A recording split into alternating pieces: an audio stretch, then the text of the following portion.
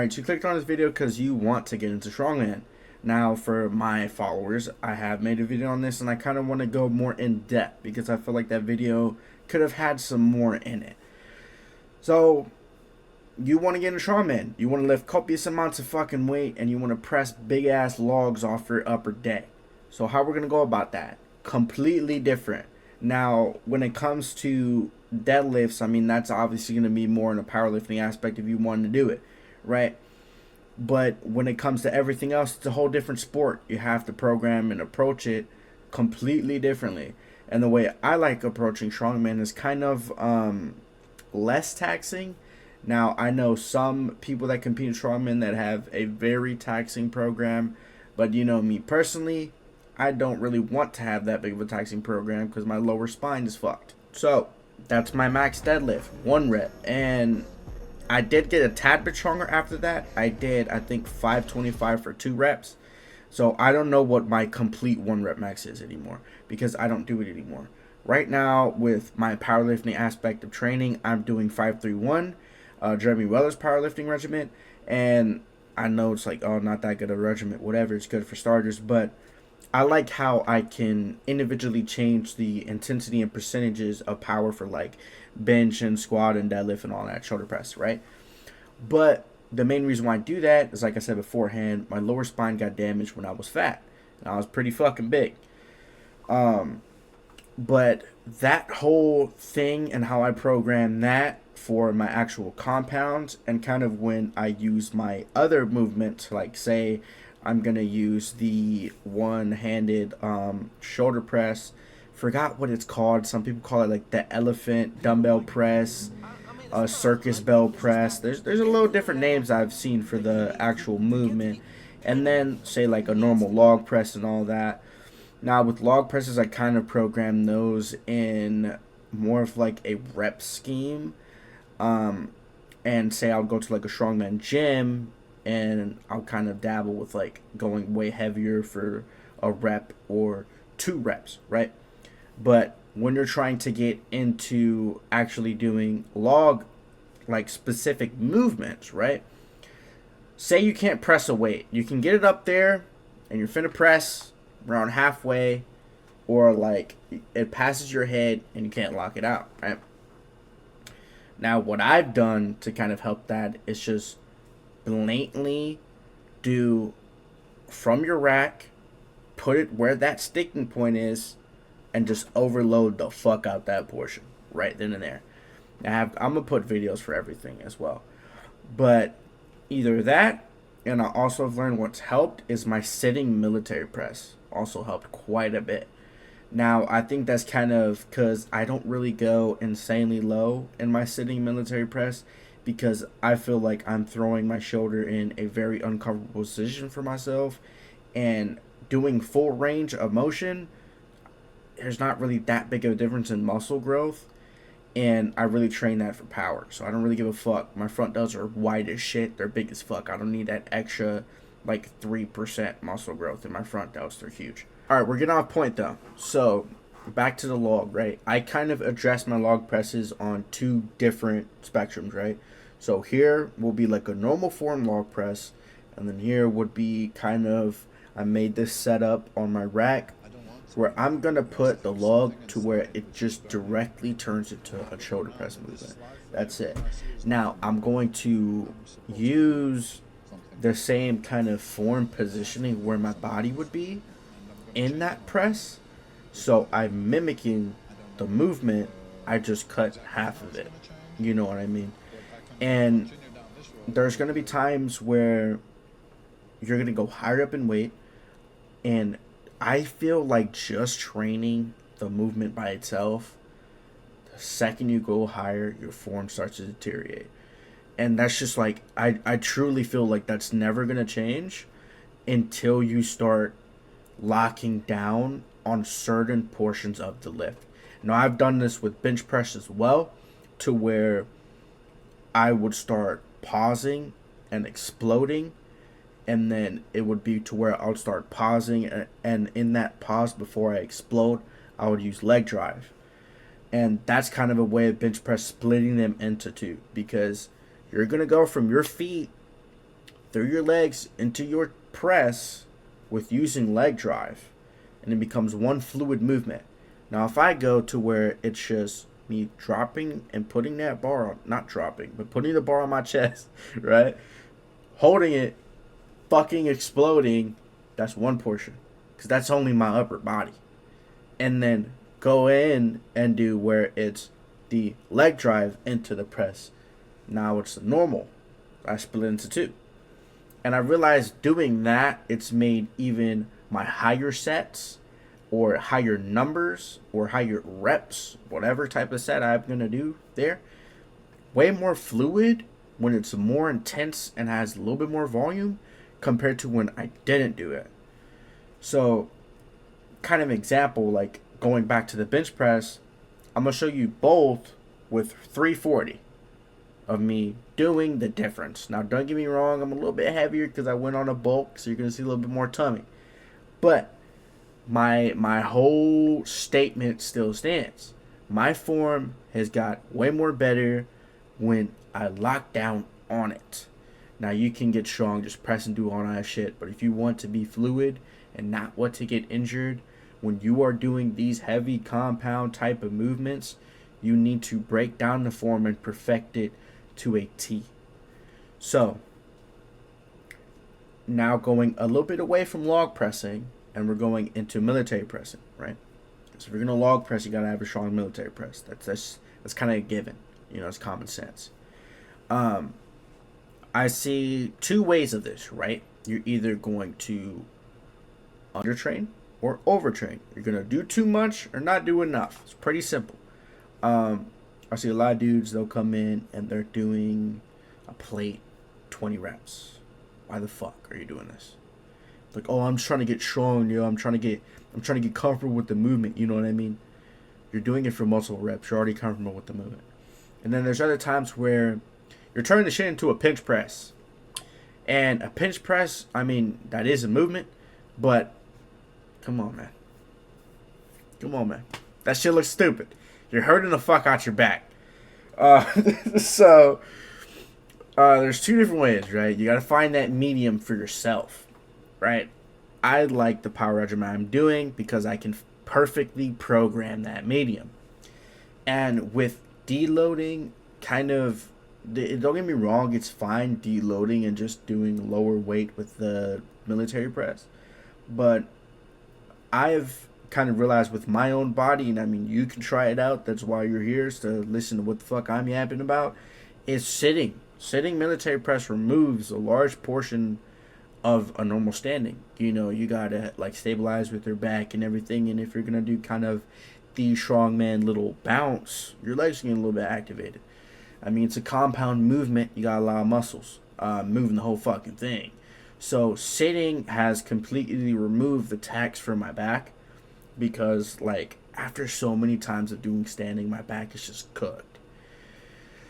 So, you know, I'm like, all right, I'm gonna do standing, and I can do way more on sitting as well, and it's a little bit more comfortable, and I feel like it does help with a lot of portions of log and standing because of, like I said, I bring it to my chin.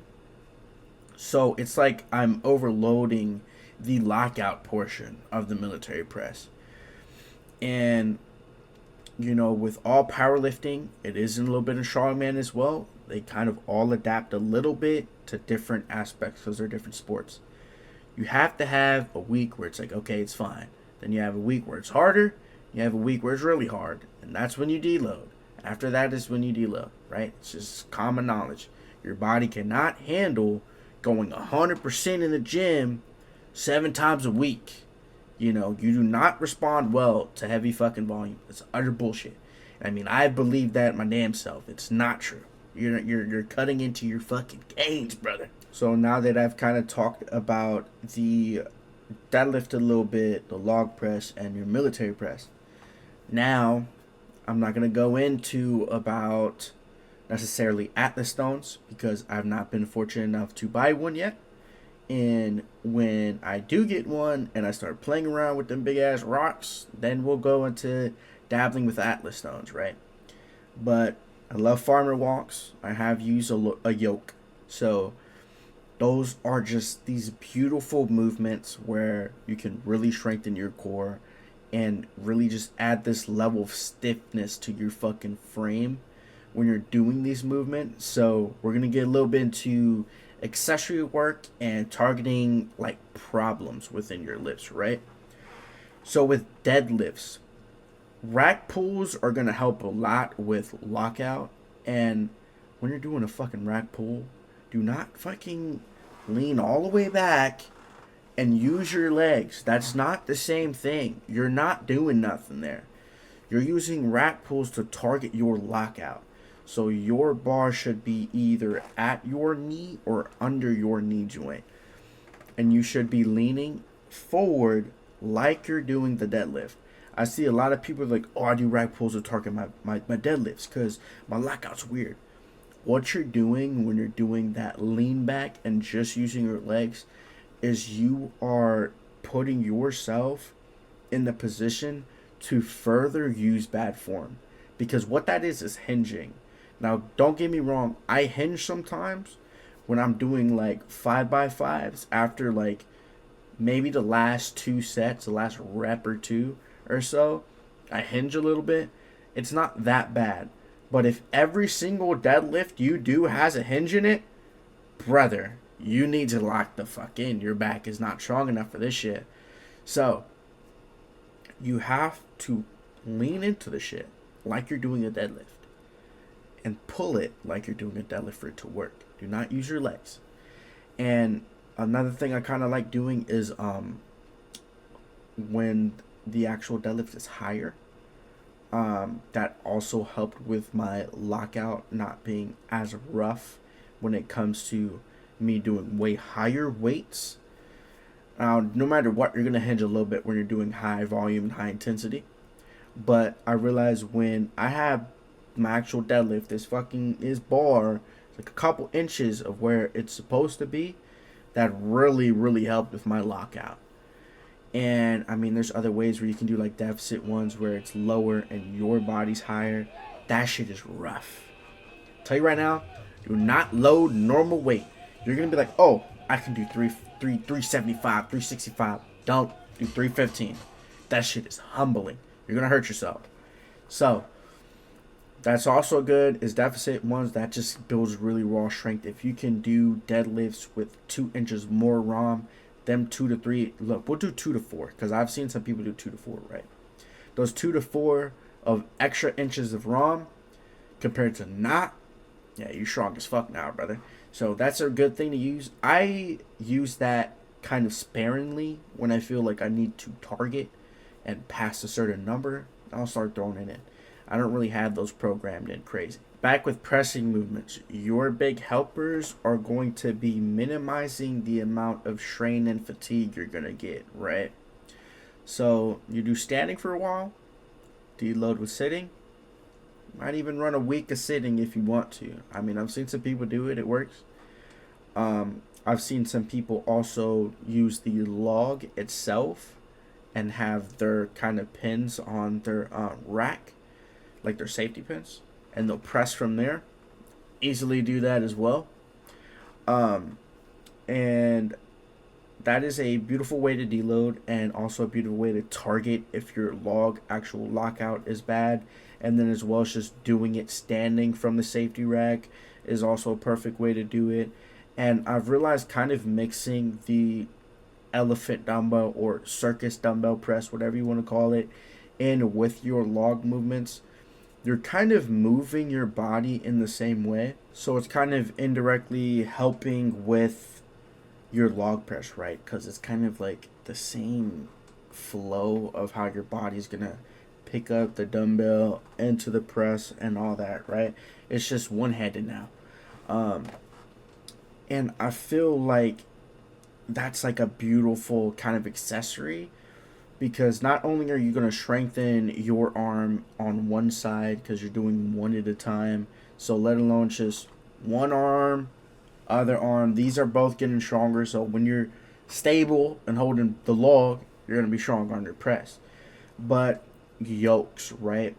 I dabble with yokes kind of freely. I don't really program because I don't have a yoke. And I can't really spend $800 on a yoke. You know what I mean? It's just fucking expensive. I'm 20, and me and my wife have an apartment. We got rent. We got bills, right? But what I have learned, right, is you can use a rack. Like, I got this rack right here. You can, like, kind of see it. Oh, shit. Let me move this way. So, it's just a normal T power rack from Cap to where it's just the foot and it goes up through the middle, right?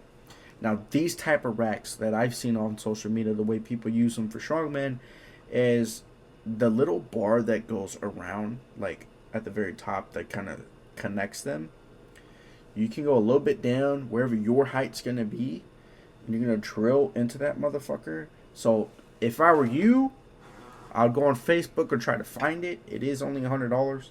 So, 100 something to $100 compared to, like, $800, $700 I've seen for yokes, even higher depending on if you're gonna get the fancy ones. That shit can go up to like 1,000.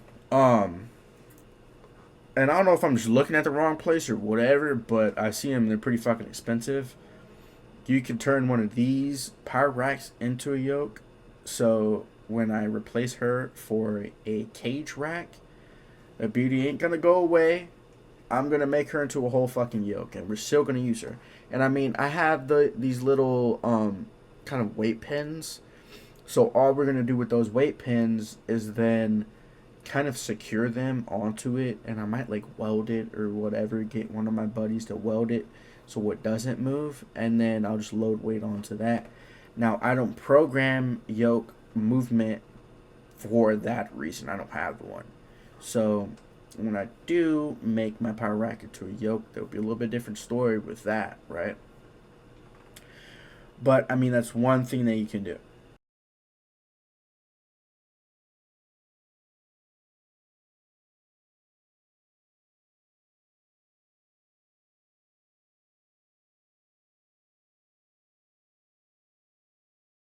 Now that's everything I've done and learned while dabbling into strongman. I hope some of this shit helped. When I get the other equipment, we'll make a separate video on that. So good luck, man. Go get strong.